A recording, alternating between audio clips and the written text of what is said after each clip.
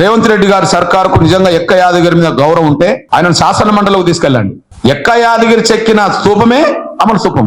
ఆ స్తూపం దగ్గరికి వెళ్ళి మొక్కిన వాళ్ళందరూ అసెంబ్లీ చట్టసభలకు వెళ్ళిండ్రు, శాసనసభకి వెళ్ళి చెక్కినోడు బయట ఉన్నాడు. ఇప్పుడు మీరు చూడండి, శాసనసభ సమావేశాలు జరుగుతున్నప్పుడు బీఆర్ఎస్ ప్రభుత్వంలో ఉండబడి ఎమ్మెల్యేలందరూ ఎక్కడికి పోయి మొక్కిపోయారు?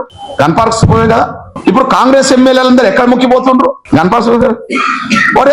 ఆయన స్తూపాన్ని చెక్కితే ఆ చెక్కబడ్డ స్తూపానికి మొక్కిన వాళ్ళందరూ అసెంబ్లీ శాసనసభలు ఉంటే చెక్కినోడిని బయట పెడతారా? ఇది అన్యాయం కదా. ఆయనకు ఏదో గుర్తింపునిచ్చినామని చెప్పి కవులు కళాకారుల ప్రముఖుల పేరుతో గుర్తింపునిచ్చినామని చెప్పి అసలు స్తూపాన్ని అమర స్తూపాన్ని చెక్కినోని బయట పెట్టడం కంటే, కేవలం 1 కోటి రూపాయల నగదు లేకపోతే 300 గజాల స్థలం ఇచ్చినట్టు చేయడం కంటే రేవంత్ రెడ్డి గారి సర్కారుకు నేను విజ్ఞప్తి చేస్తున్నా. ఆయన బీసీ అమర్ల స్తూపానికి ప్రతిరూపం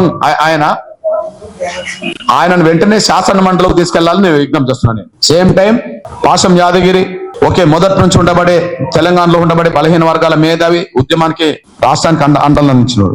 సుద్దాల అశోక్ తేజ, సుద్దాల హనుమంతు గారి చరిత్ర నుంచి మొదలుకొని ఇప్పటి వరకు ఓకే సమాజం పట్ల బాధ్యత వహిస్తున్న వ్యక్తి, ప్రముఖుడు. ఆయనకు మాకు అభ్యంతరం లేదు. బీసీ ఎస్సీలో మాదిగ కళాకారులు ఎందుకు గుర్తుకు రాలేదనే ప్రశ్న ఒకటైతే, ప్రముఖులు అన్నబెడుతున్న పేరుతో కొన్ని పేర్లు చదువుతున్నా నేను. తెలంగాణ రాష్ట్ర ఉద్యమాన్ని ముందుకు నడిపించడంలో, అపసోపాలు తెలంగాణ ఉద్యమం పడుతున్న రోజుల్లో దాన్ని నిలబెట్టడంలో, ఒక దశకు తీసుకురావడంలో పెద్దలు ముచ్చర్ల సత్యనారాయణ గారి పాత్ర చాలా కీలకం. భూపతి కృష్ణమూర్తి గారి పాత్ర చాలా కీలకం. ప్రతాప్ కిషోర్ గారి పాత్ర కీలకం. కేశవరావు జాదవ్ పాత్ర కీలకం. రఘువీర్రావు పాత్ర కీలకం.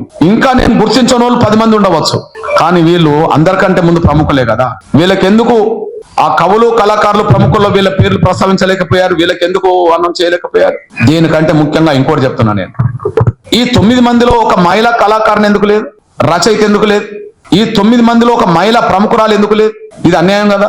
మీరు తెలంగాణ తల్లులని మాట్లాడే మీరు ఒకవైపు తెలంగాణ తల్లి పేరుతో కేసీఆర్ పెట్టిన ఆ తెలంగాణ తల్లి విగ్రహం కాదని చెప్పి ఇంకో తల్లి అని విగ్రహం చెప్పేవాళ్ళు, ఇంకో తల్లి విగ్రహ రూపం తీసుకొచ్చే వీళ్ళు కదా.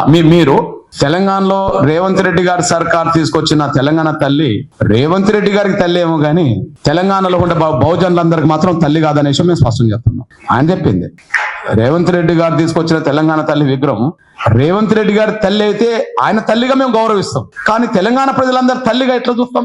ఓకే, కేసీఆర్ తీసుకొచ్చిన విగ్రహ రూపం కవిత చదివితే కవితను ఒక తెలంగాణ ఆడబిడ్డగా మేము అభిమానిస్తాం. తెలంగాణ తల్లి విగ్రహాన్ని అందరి తల్లులుగా ఎట్లా గౌరవిస్తాం? అందరి బిడ్డలుగా ఎట్లా చూస్తాం? రేవంత్ రెడ్డి గారి సొంత తల్లిని తల్లిగా మేము ఆమోదించాం. తెలంగాణ సాయుధ పోరాటానికి నాయకత్వం వహించింది చాకలైలమ్మ. చాకలైలమ్మను తెలంగాణ తల్లిగా భావించండి. లేదా తెలంగాణ రాష్ట్ర సాధన ఉద్యమంలో అతి కీలకమైన పాత్ర పోషించిన టిఎన్ సదాలక్ష్మి గారిని తెలంగాణ తల్లిగా భావించండి. ఈ రెండిట్లో ఏది పెట్టినా మా బహుజనులు స్వాగతిస్తాం.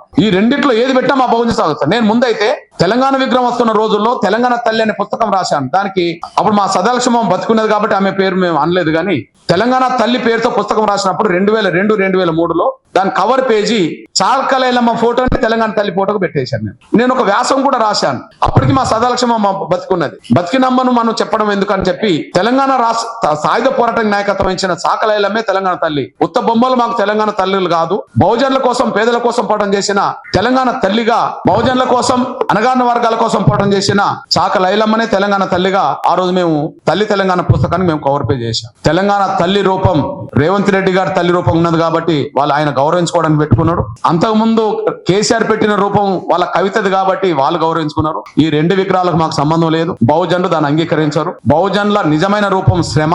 మా పేదరికాన్ని పోడగొట్టుకోవడం కోసమే మేము శ్రమించాం, త్యాగాలు చేశాం కనుక ఆ రూపం వచ్చే విధంగానే తెలంగాణ తల్లి విగ్రహాన్ని ముందుకు తీసుకురావాలని, అనగాన వర్గాల అధికారంకి వచ్చినప్పుడే బిడ్డ రూపం పోతుంది, తల్లి రూపం పోతుంది, కానీ నిజమైన బహుజనుల తల్లి రూపాన్ని మాత్రం ఈ తెలంగాణ రాష్ట్రాన్ని అనగాన వర్గాలు పరిపాలించిన రోజు నిజమైన అనగాన వర్గాల తల్లి రూపాన్ని తీసుకొచ్చే ప్రయత్నం భవిష్యత్తులో మేము చేస్తామనే విషయం కూడా మేము గుర్తు చేస్తూ